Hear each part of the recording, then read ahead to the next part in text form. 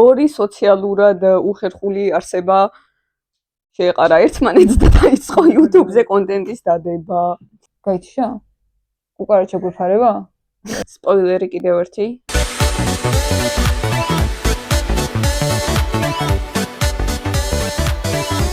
გამარჯობა, დღევანდელი ფილმი, რომელსაც ჩვენ განვიხილავთ, არის ჰამლეტი.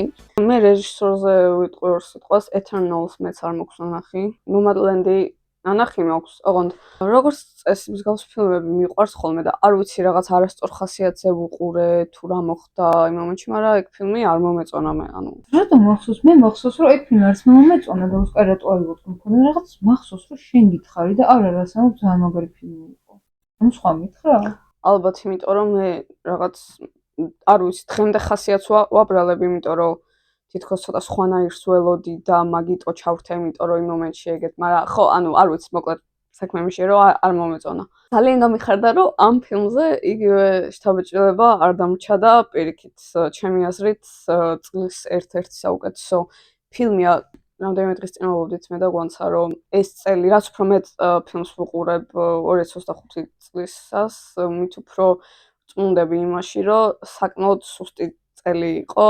ჩვენც რაც განვიხილეთ, კი რაღაცები რა თქმა უნდა მოგვეწონა, მაგრამ აი არც ერთზე არ გავგიჟებულ ვართ. მაგ ფონზე ერთ-ერთი საუკეთესო თუ არა, ჯერჯერობით რაც ვნახე, ერთ-ერთი საუკეთესო მაინც აუცილებლად არის და ძალიან ცუდია, რომ ოსკარების, ნუ რადგან ახლა ეს ვთქვათ ჩვენი რუბრიკა ოსკარებზე წარდგენილი ფილმების განხილვას ეხება, მაგიტო ვახსენებ, თორე არც ერთი ჩვენგანი არ ვართ ისე რომ აი ოსკარები თუ ამბობენ რომ მაგარი ფილმია და თუ ამბობენ რომ ცუდი ფილმია, მაგას არც ერთი არ ვემხრობი. გული მწყდება, რომ ეს ფილმი რაღაც მოსალოდნელი გამარჯვებულების არც ერთ სიაში არ მოიაზრება, იმიტომ რომ ფიქრობენ უმრავლესობა და მეც ესე ვფიქრობ, სიმართლე რომ ვთქვა, რომ Sinners და One Battle After Another-ს შორის არის ოსკარი. მე მაგალითად ორივეს მერჩევი.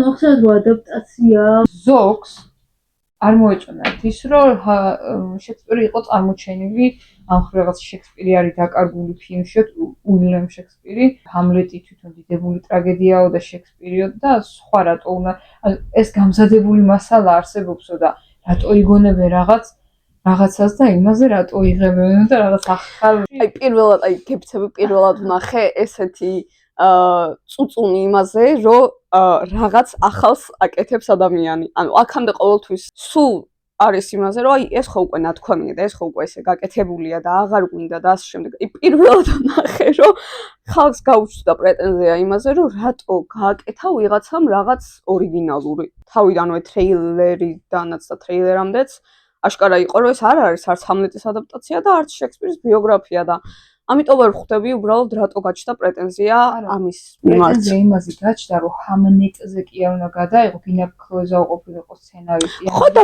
რატო თან უყურე შექსპირი მე რატო მომწონს. მე მაგალითად შექსპირი და ნიკოლოზ ბარათაშვილი რა ვიყო.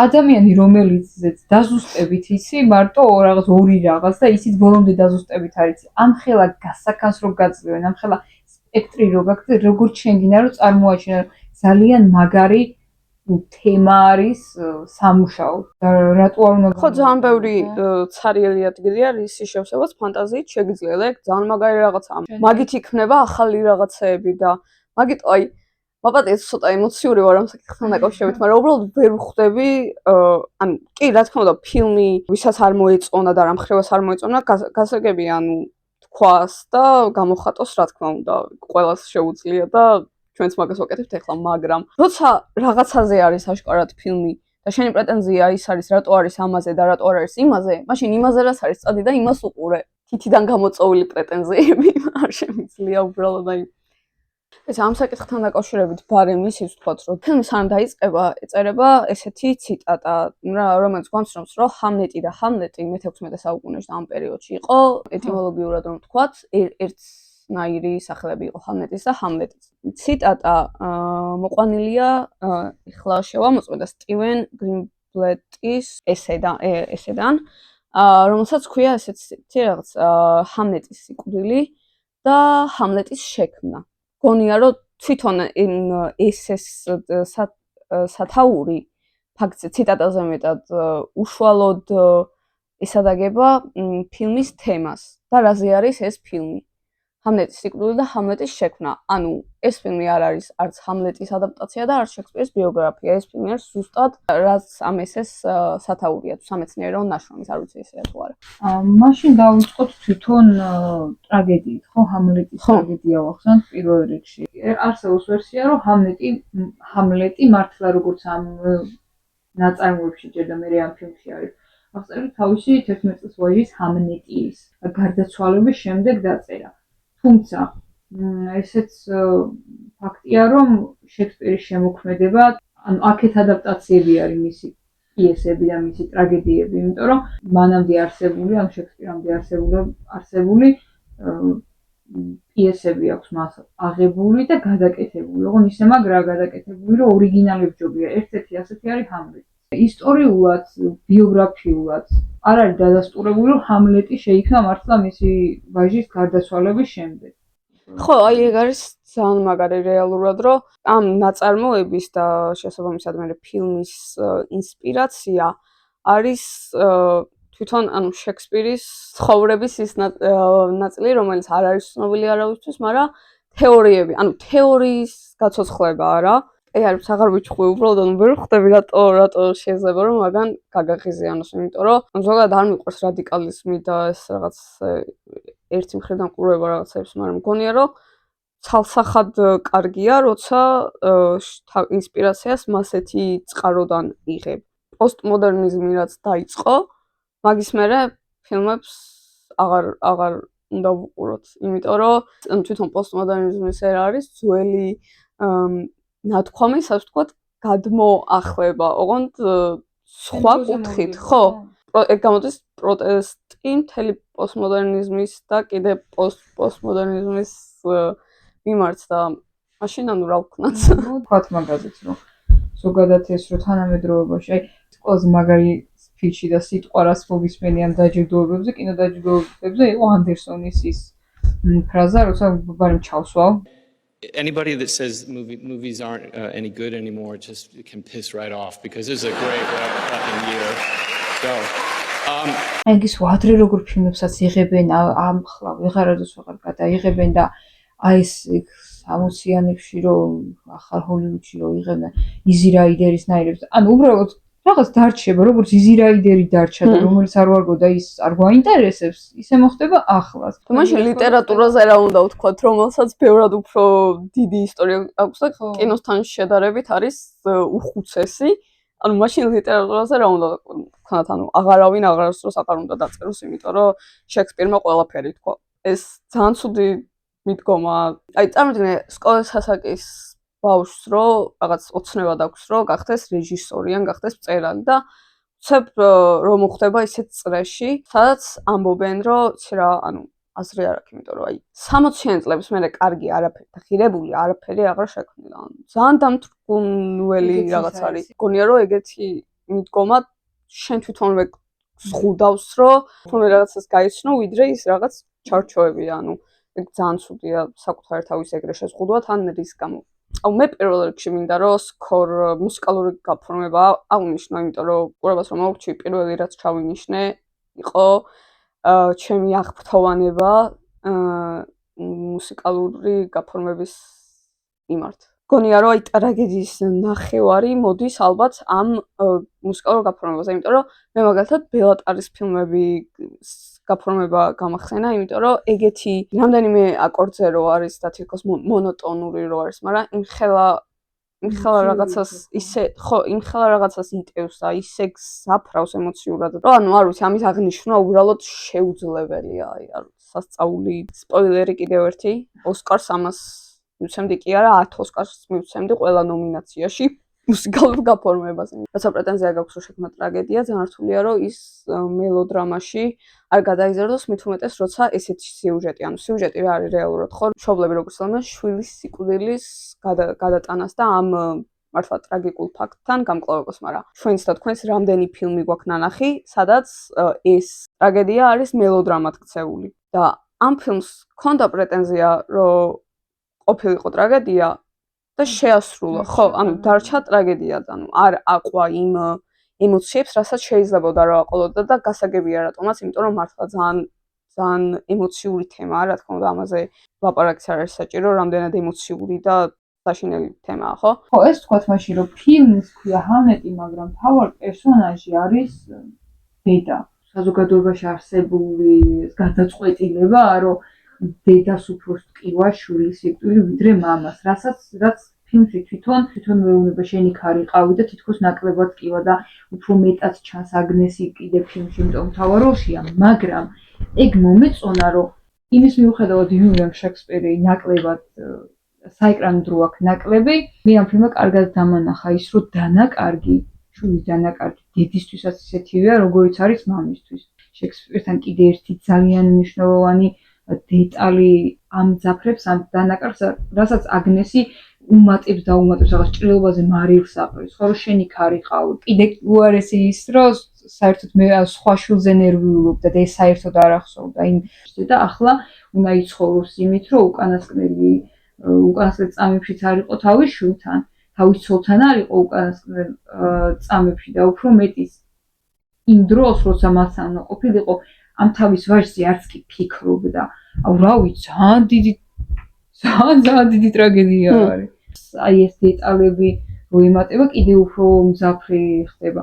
ეხლა ეს ერთი მომენტი მინდა ვახსენო, როცა ერთმანეთს იცნობენ აგნესი და უილიამი, რომლის სახელს რეალურად ფილმის მეორე ნახევრამდე ვერ ვიგებთ, ანუ სახელით არ მიმართავს და რაღაც ჩვენ თვითონვე, იმიტომ რომ ვიცით რაზეა ეს ფილმი და ვიცით რა ხდება, ჩვენ თვითონვე რაღაც დეტალებით ვაკოწიწებთ, რომ ეს პერსონაჟი, პოლ მესკალის პერსონაჟი არის შექსპირი. აგნესი, ანუ ძალიან რაღაც ბუნების შვილია და ესაც რაღაცას ამბობს ამის ხელს რო ეხება, რომ მე გხედავ შენ ძალიან ბევრ სხვადასხვა ლანდშაფტში, ძალიან ბევრ სხვადასხვა ადგილას, რომელსაც ადამიანის ფეხი უკვე დადგმულია და რომელსაც ადამიანის ფეხი ჯერ დადგმული არ არის.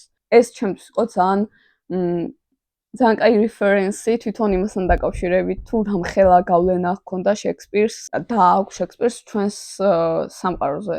ესე არ არის ფილმში ნათქვამი, რომ აი ნახეთ შექსპირმა რამხელა კვალი დატოვა, მაგრამ ეს ძალიან წინასწარ ამბობს თითქოს იმას, რომ შექსპირი რეალურად დღესაც ცოცხალია იმ მიწებზეც, რომელიც მე-16 საუკუნეში უკვე აღმოჩენილი იყო და იმ მიწებზეც, რომელიც არ იყო აღმოჩენილი. ერთ-ერთი ყველაზე მნიშვნელოვანი ადამიანი, რომელსაც დედამიწაზე უცხოვრია. როცა ანუ ფილმი ესეთ მნიშვნელოვან პიროვნებაზე და ესეთ მნიშვნელოვან ფაქტს ესეთ პირდაპირ სახეში არ გახლის და კინემატოგრაფიული და საყვარელი ფაქტით გეუბნება მაგას, ძალიან მაგარია და ამიტომ ამან ძალიან დიდი შთაბეჭდილება მოახდინა ამ სცენამ ჩემზე. ერთი ეგეთი პატარა მომენტია კიდე, რომელსაც ჩემს ძალიან დიდი კავშირი აქვს ფილმის სათქმელთან. აგნესის პირველი მშობიარობის შემდეგ, როცა ჯერ ძალიან მაგარი სცენაა ბუნებაში, სულ მარტო მშობიარობს და მართლა გადმოცემულია, რამდენად ბუნების შვილია და ერთი მომენტია ესეთი, რომ როცა ხელში უჭირავს ეს ბავშვი, გაიხედავს იმ ადგილისკენ, სადაც აგნესი იწვა და მე ახლო ხედით, ანუ რეჟისორს აშკარად უნდა რომ ყურადღება მიუქცეთ. ახლო ხედით არის ნაჩვენები, რაც ფოთლებით, სველი ფოთლებით გარშემორტყმული შავი ხვრელია. ძალიან გამიკვირდა, რატო არის ამ ხელ ყურადღება მიქცეული. ანუ შეიძლება ვიზუალური მეტაფორაა, რომ რადგან აგნესი ბუნების შვილია, მისი შვილიც ბუნების შვილია და აი თითქოს ბუნებამ გააჩინა და არა აგნესმა, მაგრამ მე ძალიან მაგარი რაღაცაა, რომ ზუსტად ეს არის დაკავშირებული ფილმის ბოლოს სცენასთან, ლაითმოტივთან, ასე ვთქვათ, რაც არის კითხვა ამ ფილმში, სად არის ჩემი შვილი. როცა ჰამლეტის დადგმა, გამოჩნდება ეს ჰამლეტი, ბავშვი, ოღონდ მას ხედავენ მხოლოდ მშობლები. ფოთლებით და მცენარეებით გარშემორტყმული და შავი კარივით არის, სადაც ეს ჰამლეტი უჩინარდება. და იმას უკავშირდება, რომ ჰამლეტის სიკვდილი და ჰამლეტის შექმნა. ჰამლეტი გაუჩინარდა ბუნებაში, თან ხელოვნებაში, იმიტომ რომ ეს ბოლო მომენტი არ არის რეალური ბუნება, არის დეკორაცია, ანუ დეკორაციაზე დახატული ბუნება. პასუხი გაეცა, სად არის ჩემი შვილი. და ბოლოს ანუ პერფორმანსებითაც მაგის თქმა შეიძლება, რომ თითქოს უფრო მშვიდდებიან, იმიტომ რომ ხედავენ, სად არის მათი შვილი და მათი შვილი არის ბუნებაში, მათი შვილი არის ხელოვნებაში. აქ დავინახე მე ხელოვნების ძალა და რამხელა კავშირშია ხელოვნება და ბუნება, ანუ დასწესი და დასასრულებელი. მე ცოტა სხვანაირი მქონდა. ხო, რაღაც პორტალივით იყო ამ ორ ადგილას მოგზაურობს ის რა, ამ სცენიდან რეალობაში, რეალობიდან, უფრო სწორად რეალობაში კი არა, გარდაცვლილი რა. ან ეს შავი რუა ცოტა უფრო ნეგატივისკენ მივყავარ მე პირადად, თუმცა უფრო კარები პორტალი, რომელიც ამოგზაურებს აი იცი როგორ დაბადება, კუდომა დაბადება, კუდომა. ხო, მეც სიცოცხლის დასაკვირვებლად მაგას უბრალოდ გონია რომ ხელოვნების ძალას უკავშირდება ეს ყველაფერი. ანუ ეს ბავშვი არის ცოცხალი დღემდე ხელოვნების გამო, იმიტომ რომ მამამისმა გახადა უკვდავი. ხო, ზოგადად აი იმაში შექსპირის ტრაგედიაზე რომ მინდა ვილაპარაკო, ან პიროვნება შექსპირის, ამ პერსონაჟ შექსპირის ტრაგედიაზე. ეს მგონია რომ ვერ დაიმშვიდობა თავის შვილს, ეგ ისეთივე დიდ ტკივილად მიყვება, როგორც თვითონ დანაკარგი. აი, ეგ მიწერია, რომ ეს დადგმა და თან ის, რომ თვითონ ასრულებს მამის სულის როლს, ყოველი ჯერზე ამ პიესის დადგმა არის გამოთხოვება რა, გაცოცხლება კი არა, უფრო გამოთხოვება. ის კი არ უნდა შვილი გააცოცხლოს, ის უნდა რომ შვილს დაიმშვიდობოს, მილიონჯერ დაიმშვიდობოს, რაღაც და თითქოს თან არის ადგილის გაცვლა შვილთან, იმიტომ რომ პიესაში თვითონ არის გარდაცვლილი მამის სული და შვილი ცოცხალია. თავიდან თითქოს მასე აღუქმა რაღაც გულში ხინჯად მქონდა რა, მასე რო ვფიქრობდი, რომ აი ახლა რო ვიწერდი იმპულსებიდან, გაცოცხლება მეწერა. ფიქრობ, რომ გაცოცხლება არ არის და მე მოვიაზრე, რომ ის კი არ უნდა რომ ჰამლეტი გააცოცხლოს, უნდა რომ დაიმშვიდობოს მილიონჯერ კი არ გააცოცხლოს, მილიონჯერ უთხრას ნახონდის აი რაღაც. კიდე უფრო ვაფასებ მაგ ფილმს, რომ შენ რო ეგ ასოციაცია გაქვს და მე რო ეს ასოციაცია მაქვს, ანუ აი მაგარია, რომ 10,000 ასოციაცია რო შენდება და ყველას რო თავის არგუმენტი აქვს. რატო ქვია ამ ფილმს ჰამლეტი? იმიტომ რომ ჩემთვის ამ სიუჟეტურ ხაზს უკავშირდება ეგ ძალიან. ჰამლეტი არის პერსონაჟი ამ ფილმში, რომელიც რეალურად სიკვდილს ატყუებს, ანუ სიკვდილს ამარცხებს ეს პერსონაჟი. ჰამლეტიც არის პიესა და შესაბამისად პერსონაჟი, რომელმაც სიკვდილი მოატყუა, იმიტომ რომ რამდენი საუკუნეა ცოცხალია და რამდენი საუკუნეა მნიშვნელოვანია. და ვინც ამბობს, რომ რაღაც ამ ფილმში შექსპირი დაკარგულია და ასე შემდეგ, გონია რომ დაკარგული კი არა, მიუხედავად იმისა, რომ მეორე ხარისხოვანი პერსონაჟია და მესკალის როლი მეორე ხარისხოვანია, პირდაპირ სათაური ამბობს იმას, რომ ეს ფილმი არის სიკვდილის მოტყუებაზე. და ჯერ შვილმა მოატყუა სიკვდილი და შემდეგ მამამ მოატყუა სიკვდილი თავისი ხელოვნებით. რეალურად ერთ-ერთი მთავარი საკითხი არის ეგ სიკვდილის მოტყუება ხელოვნებით. ანუ ხელოვნებაში სიმშვიდის პოვნა, იმიტომ რომ რასაც აკეთებს შექსპირის პერსონაჟი აქ, ეგ არის რომ ხელოვნებით, თუნდაც რომ ან ემშვიდობება, ან აცოცხლებს, ეგ არის სულიერი სიმშვიდის პოვნა, რასაც რეალურ სამყაროში სხვანაირად ვეღარ პოულობს. მეორე ძალა რომ შეუძლებელი შეძლოს, ანუ ხელოვნება ახერხებს შეუძლებელს. მოდი თვითონ ჰამლეტზე პერსონაჟზე ვისაუბროთ რა.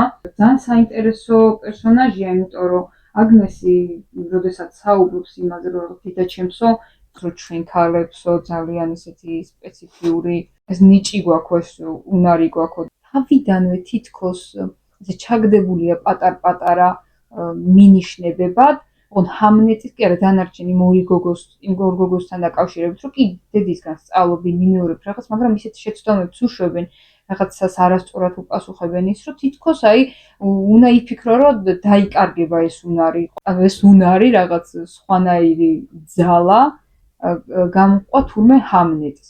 ელაპარაკება სიკვდილს და სიკვდილს ატყუებს. აი ეგ უნარი, რომ მასში წარმოჩა და ასევე ამ ბუნებასთან კავშირის გარდა აუცილებელი არის ვახსენოთ ასევე ტყუპების კავშირიც. ეგ იყო ძალიან ლამაზად გაკეთებული რაღაცა.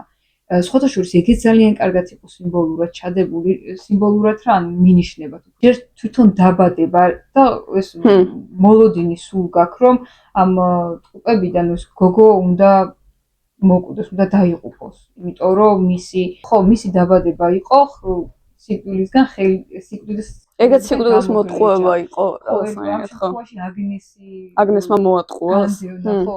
მაგრამ უკვე რო იზრდებიან, როგორც ჩდებიან, ერთმანეთის როლები აქვს შეცვლილი და უილიამს რო ატყუებენ. და მაყურებელსაც რო, ხო, ანუ მაყურებელსაც რო. წინასწარ რაღაც მოცემული მინიშნებები არის ძალიან მაგრა, ძალიან მართლაც რომ კინემატოგრაფიულად. უპების კავშირი ხო ერთ-ერთი ყველაზე სასწაულებრივი კავშირი არის სამყაროში, რაც არსებობს. მე ხარ უჩი ტყუპისალი არ მყავს არც დედა არ ვარ, მაგრამ ასე მგონია რომ აი როგორც მუცლად ყოფ შვილს და დედას აქვს რაღაც კავშირი, უპებსაც ეგეთი კავშირი აქვს. შენ როცა უილიამი შემოდის და თავის ამ გოგონას, რომელიც გონია რომ მკვდარი დახდება ფეხს ემდგომს ნახავს და ნუ ეს აი ძალიან მაგარი შეხვედრა. რო იკითხავ სად არის ჩემი ვაჟიო და ისე დამნაშავედ დგას. აი განა ტირის და რამე მოძრაობას აკეთებს, უბრალოდ დგომა და თვითონ ბავშვმა გააკეთა ძალიან მაგრამ საღობო. და ბავშვები აი ტყუპები განსაკუთრებით და მე სულ გრძნობ მაგას რამდენჯერაც გამოჩნდება რომ ეს ბავშვი თავს გრძნობს დამნაშავედ. ხო, აი მაშინ სიკვდილთან დაკავშირებით ეგეც ვახსენე და დაბადებაც ვახსენე. ძალიან კარგი სიმბოლო არის წყალი. პირველი შვილი სუზანას დაბადება როგორ ხდება? დაბადება და მე არის წვიმა. წვიმა როგორც და წყალი როგორც სიცოცხლის სიმბოლო. ტყუპების დაბადების დროს როგორ შემოდის და აი ეგ არის სხვათა შორის თავიდან ჩავინიშნე რომ წყალი რო შემოდის სახლში გამანადგურებელი შემოსვლა აქვს რა გამანადგურებელი სიმბოლო ხდება სიკვდილის სიმბოლო შემოსვლა. ხო, განათებაც და ისიც ეგეთია ატმოსფერო შექმნილი რომ გრძნობ რომ რაღაც ხო ჩამოსული წვიმის წყალი რაღაც ზეციდან მოვლენილი სიცოცხლის სიმბოლო. აქ უკვე რაღაც დატბორვა არის ხო სახლშია წევს ერთდროულად ძალიან დიდი და გამანადგურებელია და იბადება ჰამლეტი, რომელიც არის სრულიად ჯანმრთელი და გაყავს და უცებ ამბობს რომ აბა მეორეც მოდის. დავეჭვდი მეთქი, მაშინ წესით ჰამლეტს უნდა მოსვლა რაღაც, იმიტომ რომ ეს განადგურებას მოყარა. მე რო იბადება ჯუდითი, რომელიც მკვდარი იბადება. მეთქი ცოტა ავირიე რომ მეთქი ეს მაშინ ეს წყალი წესით ახლა უნდა შემოსულიყო ჰამლეტის დაბადების მერე. მე რო გაცოცხლება, მე საერთოდ დავიბენი, მეთქი გადავშალო, ეხა ეს მეორე წყალი, იმიტომ რომ მაშინ აღარ გამოდის ეს სიმბოლო როგორც მესახება რაღაც განადგურების და სიკვდილის სიმბოლო. ადგილებს რო გაცვლიან და ჰამლეტი რო კვდება ჯუდითის ნაცვლად. აი მე ისევ აი ძალიან მაგრა გამაცურა თუ რა იყო არ ვიცი. თან თვითონ იმის წინასწარმეტყველებაც მან ძალიან დიდ როლს თამაშობს, რომ ამბობს, რომ მე ნახე ეს, რომ ჩემს სასიკვდილო სარეცელთან ჩემი ორი შვილი დგას და უცებ მესამე რომ მოდის იქ რო აგნესმა გააცურა სიკვდილი, გააცოცხლა თავისი მკვდარი შვილი, თითქოს აი მერე წლების მერე სიკვდილმა თავისი ვალი დაიბრუნა, ოღონდ სხვა შვილით და იქ ძალიან მტკნეულია, იმიტომ რომ კიდე ცალკე თუ უილიამი დამნაშავედ გრძნობს თავს იმის გამო, რომ ბავშვს ვერ გამოემშვიდობა, აგნესი თავს გრძნობს დამნაშავედ იმის გამო, რომ იმაზე ეჭირა თვალი და თითქოს სიკვდილმა მაგიტო ის ვერ წაართვა და ეს, რომელიც რაღაც მისი მზერის გარეთ იყო, ეს გამოგლიჯა უცებ ხელიდან. სხვათა შორის აი იქ იყო აი ისე დავიძაბე, აი ადგილი ძალიან დამეჭიმა შიგნით რა ეს ჩაუჭირის ამბები რო დაიწყო უილიამთან და ეხა უცეფროების სახში დაბრუნდა მეთქი ეხა ამას რაღაცა ჭირს ბავშვი წევს ჯუდითი და ჰამლეტი რომ ამას რომ აბა ჯუდით ადექი გვიანია წავედით და გამოძრავდა რა ჯუდითი ისე იწოდა მეთქი წესით ესე იგი ცოცხალია მაგრამ მეთქი ეთყობა მონტაჟის დროს რაღაც შეცდომა მოხდა და მოძრაობა გააპარეს იმიტომ რომ არ გამიკვირდებოდა მონტაჟის დროს შეცდომა არ ყოფილიყო და ვისაუბრებ ამ შეცდომებზე რატო სანამ მივიდა სანამ არ დახედა ისევ ნერვიულობდა ის ზუსტად მაგის გამო რომ კარგადაც იყო დაწერილი რეჟისორის დამსახურება და ამ ბავშვების დამსახურება ხო აუცილებლად ისეთი ეს ტყუპების ერთმანეთის სიყვარული ისე მაგრად იყო ნაჩვენები ეგ რო წარმოვიდგინე რომ ახლა ეს ჯუდითი თუ მკვდარია და თუ იმანი პოვა ვინც ნახა ეს არის თავისი ძმა მეთქი რა ჰამლეტზე უარის ტრაგედია გამოვიდა და იმიტომ რომ მაგრამ არა და მე ამოვისუნთქევით მაგრამ 15 წუთში მე ჰამლეტი ჩაგვაკვნა ყველას ხელში უარი მიდი აბა მონტაჟზე მაინტერესებს მე არ მიყვარს მაგიტო რომ არა იყო ეგ თავარი სურათის ჯილდოები იმიტომ რომ ტექნიკურად რა ნომინაციები აქვს მონტაჟში არ აქვს ნომინაცია არც ოსკარზე არ აქვს ოპერატორის ნომინაცია სიუჟეტურად კი შეიძლება კარგად დააწყო მე რაც გადაიღო, მაგრამ ტექნიკურად ეს ხარუზები რო იყო, ფილმი უნდა შეაფასო თავიდან ბოლომდე. მარტო აუ ასეთი მაგარი სიუჟეტი ქონდა და მოდი ამებს გავატარებთ, ამით უმეტეს მონტაჟის ოსერთი ისეთი შეცდომა იყო, ძალიან ფილმში ველოდებოდი, რომ მსგავსი რაღაც კიდე გამეორებული იყო, რომ ეგებ იმას მივაწერო, რომ ეს რაღაც მეთოდი იყო, რომლის სიმბოლო უბრალოდ ვერ ამოვხსენით თქო, მაგრამ ხოლოდ ამ ერთხელ მოხდა ასეთი უხეში მონტაჟი ეს იყო, სულ თავიდან იწყება შექსპირი აგნეს რო გაიცნობს, მე რომ სახში რო ბრუნდება, სხედან მაგიდასთან რაღაცა საუბრობენ და მამამისი წამოარტყავს თავში ხელს, მარტო სახეებთან რა და ისე წამოარტყავს. მე არის უცებ გადადის შორხელზე, სადაც თავი აქვს ასე გაქნეული ამ მხარეს, შესაბამისად ჩარტყმის, ჩაიჭრება ამ შორიხელიდან და ზუსტად იგივე პოზაში იგივე მდგომარეობაში ბრუნდება და რაღაცას ეუბნება. აი ისე ძალიან მოხდა თავში, რომ მე იმედია კიდე მსგავსი რაღაც იქნება, რომ იქნებ მეთოდს მაინც მივაწეროთ, მაგრამ რა სიმბოლური დატვირთვა უნდა ქონოდა და მაინც ვერ მივხვდი. და რაც შეეხება მეორეს და ოპერატორულ ნამუშევარს, თვითონ კამერაზე იმდენად არ რამდენზეც განათებაზე მაქვს კითხვები, განსაკუთრებით ბუნების სცენებში. ისე იყო გადაღებული და განათება ისე იყო გაკეთებული, რომ რაღაც მომენტებში მეგონა, რომ მწვანე ოთახში იყო, მწვანე ფონზე იყო გადაღებული. უილიამი რო მიდის აგნესთან, ხელთათმანი რომ მიერ და იქ რო ლაპარაკობენ, ერთი აი ძალიან გამოყოფილი არის. მანდ ხა არა მხოლოდ განათება და ალბათ ლინზაც რაღაც ისეთი ქონდა შერჩეული. ესეთი მაგარი არა ვარ ლინზებს ვერ ვშიფრავ, ასე ერთი შეხედვით კამერაზე და ისა კადრზე და მან ლინზაც რაღაც თავისებური იქნებოდა და განათება ასიანის. მე ძალიან თვალში მოხდა ეგ რა. უფრო აი შექსპირო ლაპარაკობდა, იმიტომ რომ ისე იყო გადაღებული უქემოდან ზემოთ, ხო? ეს რაკურსი იყო შერჩეული შექსპირზე და აგნესთან პირიქით ზემოდან ქვემოთ, იმიტომ რომ ეგრე არის მათი მდგომარეობაც ეგრე არიან განლაგებული და მაგრამ ასევე უნდა ვახსენო ოპერატორული თვალსაზრისით და ზუსტად ის რომ აი თეატრის ამბები და შექსპირი რო თეატრი და ეს მაგხო ძალიან კარგად იყო გაკეთებული ის სცენები, როცა ოთახში არიან და სტატიკური კამერა რო დგას და აი ერთ კამერაში ვითარდება მთელი კადრში და მონტაჟი ძალიან აი მაგალითად რო წერს ესეთი მიზა არის რომ უკან სიღრმითი მიზანსცენა კარგად ჩანს რა და მთელი ის მანდრო ხო ეგ ეცენა ძალიან აი მან განათება ძალიან მაგარი იყო მაგასთან ერთად კიდე არის სამზარეულოში რო არიან აი კომპოზიცია სხვა არის მაგრამ ზუსტად ტექნიკურად ზუსტად ეგრე არის გადაღებული ისეთ ასოციაციას ტოვებს ორივე შემთხვევაში თითქოს ფანჯრიდან ვუყურებთ მაგრამ რეალურად აი რომელი კადრებია აღებული ხო საშუალოა შორიხედი ეს შეგვიძლია დაუძახოთ მაგას ზუსტად ისე როგორც ვითარდება მოქმედება სცენაზე, ხო, თეატრის სცენაზე. ისიც რომ არის სტატიკური კადრი და მთელი სცენა ამ სტატიკურ კადრში კამერა ან ოდნავადაც კი არ მოძრაობს, რაღაც რაკურსებსაც კი არ ისვრის ამხრენ, რაღაც გრადუსებს უფრო სწორად. და როგორც თეატრშია, რომ ესე უყურებ იმას, რაც ხდება ფარდებს აქეთ, კულისებს აქეთ, მარტო მაგას რო უყურებ, ზუსტად იგივე რაღაც არის ესეც და აი ტექნიკური თვალსაზრისით, ამ ტექნიკური დეტალითაც ძალიან რო იყო დაკავშირებული თეატრთან და შექსპირის სამყაროსთან, იქ ძალიან მაგარი იყო, იქ ძალიან მევასა. ორი მომენტი ხარუეზები, რაც ახსენე ერთი მონტაჟის და ერთი განათების, მე ეგრე ძალიან არ მომჭრა თვალის სიმართლე ვთქვა და ეგრე საინტერესოა. ატმოსფერო ჩემი აზრით ძალიან კარგად იყო შექმნილი, აი ეს კოსტუმები, განსაკუთრებით ისეთ დიზაინი, განათებაც ჩაკეტის სურსეებში ძალიან კარგად იყო გაკეთებული, ამიტომ მე ტექნიკურადაც მომწონა, მაგრამ ხო რა თქმა უნდა, სიუჟეტის ფილმი არა. სცენარს მიყავს და სამსახიობო შესრულებას ეს ფილმი. ნუ და ადაპტაციაში კი არ ნუ. კი, და უნდა იყოს ეს.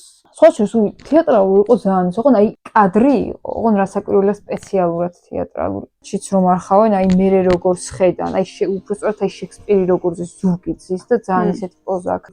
ძალიან თეატრალური არის. კინოსპექტაკლი კი არ იყო ანუ უბრალოდ ეს რეფერენსი იყო ესეც კი რასაკვირველია შექსპირის პერსონასთან დაკავშირებით. ძალიან კარგად ჩანს ჰამლეტს და სენტიმენტალურ უღირებულებას შორის რა განსხვავებაა თეატრთან დაკავშირებულ ფილმს რო იღებ და კინოსპექტაკლს რო იღებ. აი ძალიან კარგი ნათელი მაგალითია, საუკეთესო ვერ იყო, როცა ბერგმანი არსებობს, ვერ იტყვი, რომ სხვა შეიძლება საუკეთესო მაგალითი იყოს კინოსპექტაკლის, მაგრამ მსახიობებზე ვთქვათ, იმიტომ რომ ბავშვებზე კი ვთქვი ხო სიტყვა, მაგრამ კიდე უნდა ვთქვათ, რომ ძალიან მაგარი ბავშვები არიან, ჰამლეტი განსაკუთრებით. ძალიან მაგარი ბიჭია. არა, რა თქმა უნდა, უნდა ვილაპარაკოთ ჯესი ბაკლიზე და პოლ მესკალზე. ჯესი ბაკლის დავიწყოს, რომელიც უნდა ეგ ბოლოს მოვიტოვოთ. მე მომწონს ეს მსახიობი, ვერ ვიტყვი რომ ეხა ფანი ვარ და რაღაცა, მაგრამ რაშიც ჩვეულებრივი ადამიანების შემდეგ ძალიან დამსახურებულად დაიმკვიდრა თავი კინოსამყაროში. ამ ფილმშიც, ანუ ვერ ვიტყვი რომ ბევრს გაუკვირდა რატო არ არის ნომინირებული ოსკარზეო და თად ეგეთიც არ იყო, ანუ კი, კარგი შესრულება იყო. გამოვყოფდი მის სცენას ზღვის ნაპირზე რო დგას და ჰამლეტის სიტყვებს to be or not ყოფნა არ ყოფნა. აი მაგას ამბობს. ეგ ძალიან ის იყო, ხო. ძალიან ვარსკვლავი იყო სამ ფილმის, ეგეთი არ არის. მე ჰამლეტის შესრულება უფრო მნიშვნელოვნად მიმაჩნია ამ ფილმში. შეიძლება პოპულარო ფილმი იყოს, მაგრამ არა, სხვათა შორის მე თუ ვინმეს მივცემდი ნომინაციას ამ ფილმში, რასაკვირველია. ჯესი ბაკლის შემდეგ არის ზუსტად ეგ ბავშვი. კი. ძალიან მაგარი იქნებოდა, რომ მაგ ბავშვისთვის ნომინაცია მიეცათ.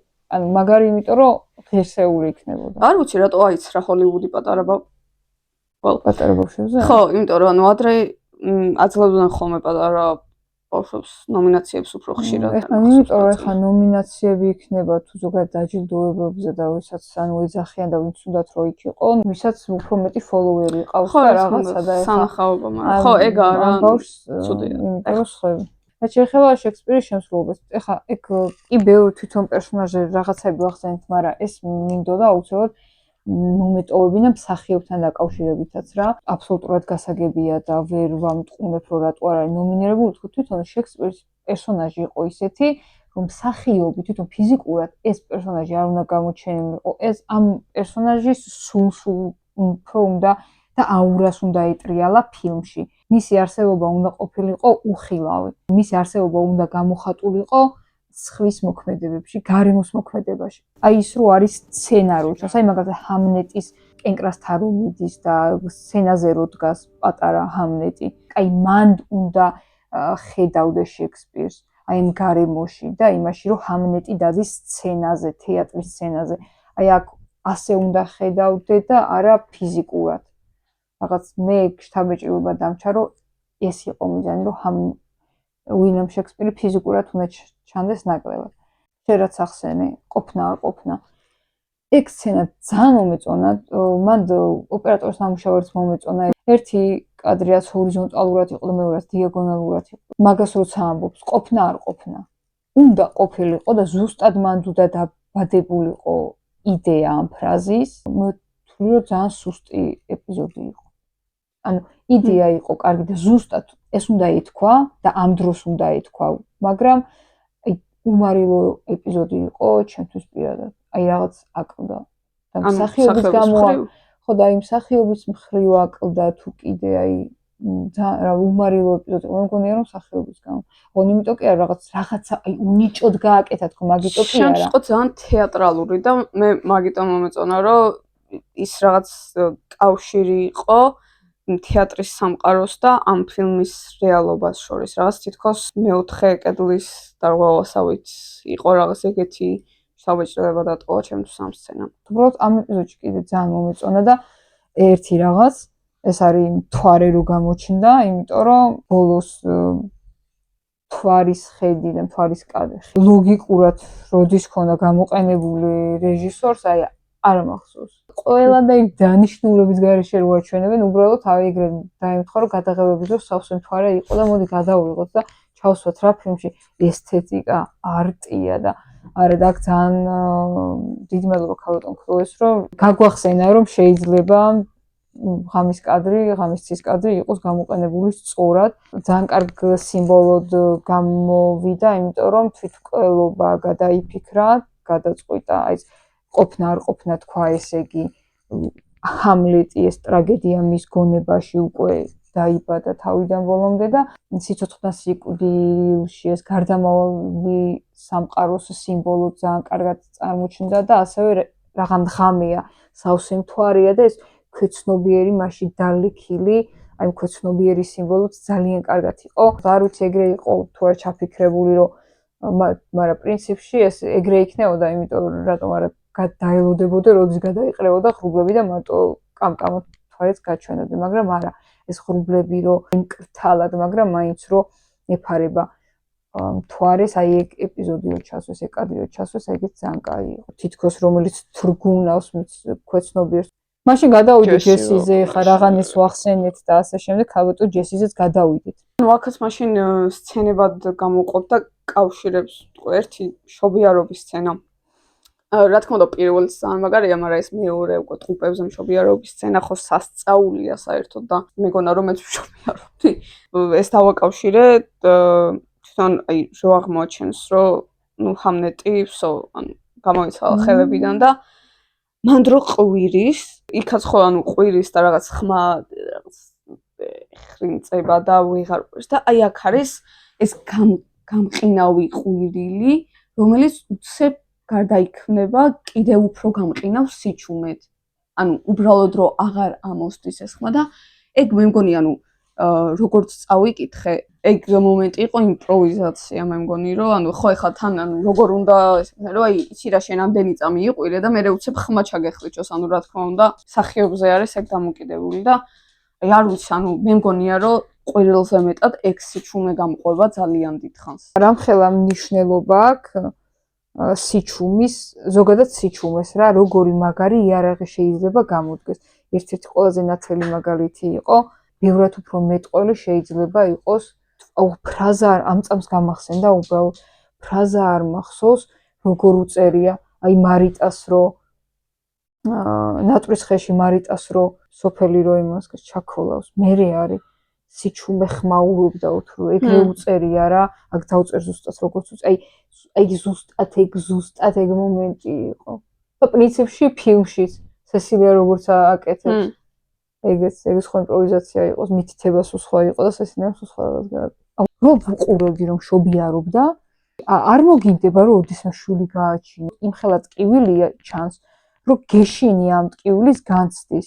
ეს ყველაფერი რასაკვირველია ამ სახეობის დამსახურებთან ისე ტკივა, აი ძალიან განიცდის და შენც მე ყველა შემთხვევით ძალიან შემაშინა, მაგრამ როგორც კი აი ეგა ეს ხო წამებში მოხდა რომ გააჩინა და ხელში როგორც კი დაიჭერს, ისე უყურებს, ისე უჭირავს.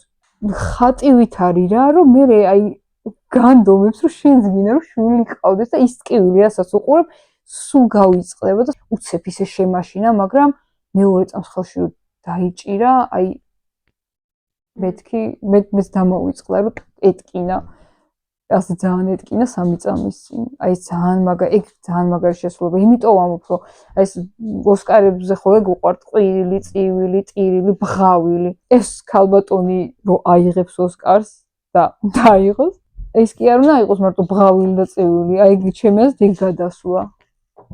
რომ ეს მე ხელში რო უჭიროს, იმიტომ რომ ეს უცებ ცვლილება, იმიტომ რომ სრული 180 გრადუსი არის ემოციური რაღაც შებრუნება, ძალიან მაგარი იყო, ძალიან მაგარი. ხო, რომ აი ბოლოს ეს თვალებით კომუნიკაცია და აი ეს რაც ვახსენე აქამდე, რომ კითხვაზე რომ თითქოს პასუხი ეცემა, რომ სად არის ჩვენი შვილი და იციან უკვე სადაც არის.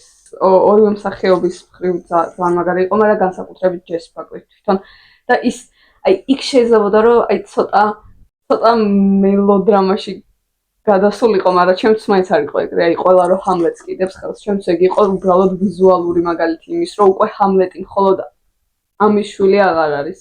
ჩვენი შვილიც არის უკვე ყველა შვილია და საუკუნეებია ესე.